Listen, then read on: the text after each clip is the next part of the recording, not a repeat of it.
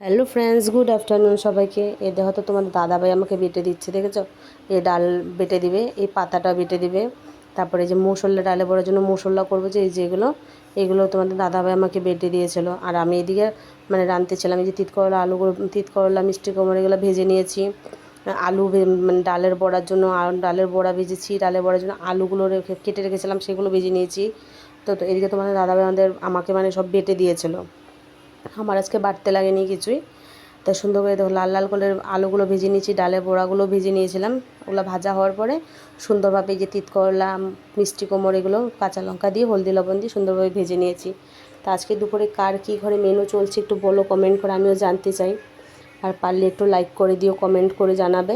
আর পারলে একটু সাবস্ক্রাইব করে দিও, ফলো করো। তাই যে তিত করলা আলুগুলো সুন্দর করে ভাজা হওয়ার পরে বেশ পরিমাণে তেল দিয়ে, জিরা সম্বার দিয়ে, এই মশলাগুলো দিয়ে ভালো মতো কষিয়ে নেব। লগে আমি আলুগুলো দিয়ে দিয়েছিলাম যাতে ভালো মতো সিদ্ধ হয়ে যায়। আলু সিদ্ধ না হলে কিন্তু ভালো লাগে না খেতে। তারপরে এগুলো ভালো মতন কষিয়ে পরিমাণ মতন জল দিয়ে দিয়েছি। তো একটু প্লিজ কমেন্ট করে জানাবে কিন্তু, হ্যাঁ, মানে কেমন কী হলো, আমার রান্না কি ভালো লাগে কি লাগে না একটু কমেন্ট করে জানাবে।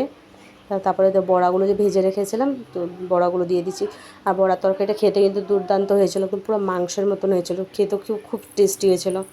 তো এদিকে তো মানে এই পাতাটা যে মানে বেটে সাঁতলিয়ে নিয়েছিলাম তেলের মধ্যে। তিত করলা আলু ভাজি আর এই যে ডালে বড়া তরকারি, ব্যাস